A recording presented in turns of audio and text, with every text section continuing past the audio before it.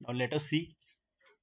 This Y star S is, as I said, the current signal, and it is as if I have been able to finally get the signal from here. It means I am successful in compensating for the delay by predicting the signal, and this element is now no longer valid in the feedback. So all those issues with the delay element, like I'm repeating, like again going in for instability on account of increased sensitivity, will be taken care of. Higher gain can be employed, thereby making the system fast. It will no longer be sluggish. So all those things will be taken care of by this method.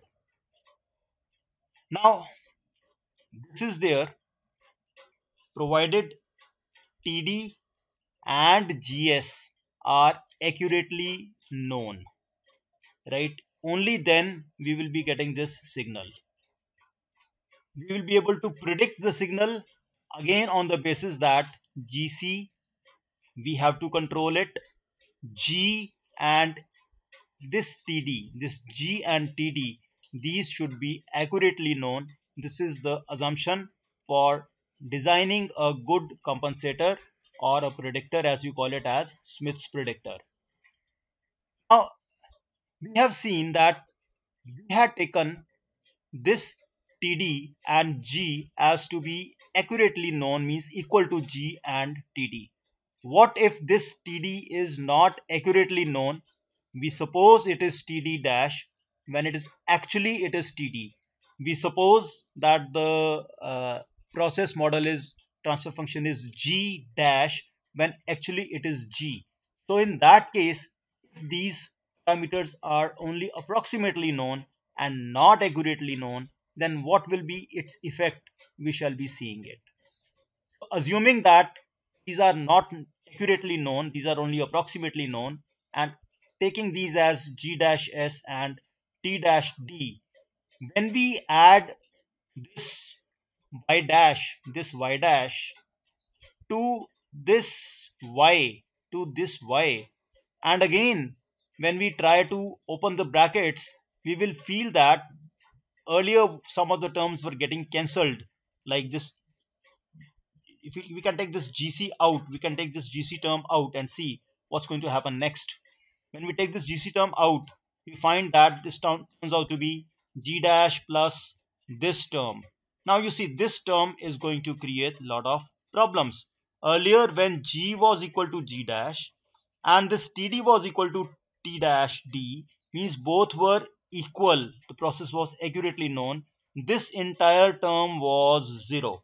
And when this entire term was 0 and this G dash was equal to G, we were getting this Y star output as GC into G into YSP. It means that this YSP is getting multiplied by GC into G. It was accurately getting predicted as coming from here, but because of the presence of this term, and this term has come in because the G and TD are not accurately known, we will see that the available term over here is not totally compensated. We do have some gadbad over here on account of this T dash D and TD not being equal.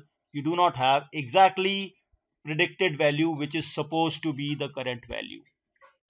Coming to this point, the desired signal is supposed to be, as you can see over here, it is supposed to be GC into G into YSP. Due to this improperly known parameters, the signal happens to be this one, which is not equal to this.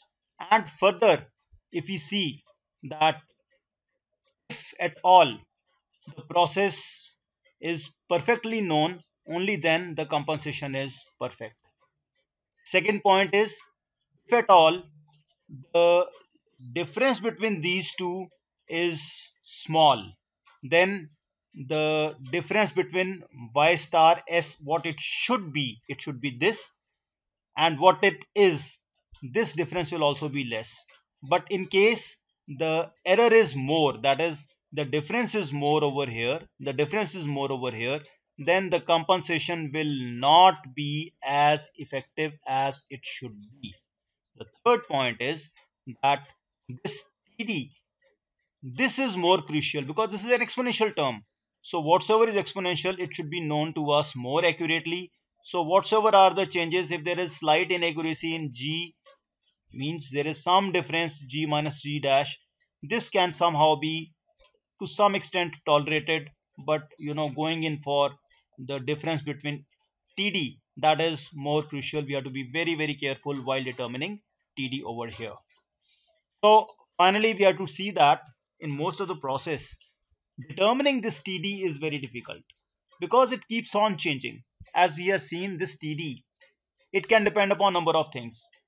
In the beginning we told you that this td depends upon the velocity of the particles moving over a length L. So velocity keeps on changing in the process. Sometimes the flow rate is fast, sometimes the flow rate is slow, and accordingly the dead time can be less or the dead time can be more. We have to be very careful in choosing this dead time, because this dead time, it keeps on changing in the process, and along with that the compensation will change, and we have to be very mindful of the fact that this dead time is dynamic, it is not constant. So accordingly we have to design the dead time compensator accordingly. We may go in for adaptive kind of things, which we will see in the later sessions. It's not the point of discussion. It's only to be kept in mind that td is not constant, and therefore compensation may not be possible, and all processes, it can be at the best only be approximated. So friends, this was about the dead time elements. In case you have any queries, you can contact me through whatsoever means. And in case you want to me to elaborate or want to share something, that also we will be see in the coming sessions, whether it be face-to-face sessions or they may be through Zoom sessions or whatsoever. So I thank you all for listening to this lecture very patiently, and hope you have gained and enjoyed the lecture. See you. Bye bye.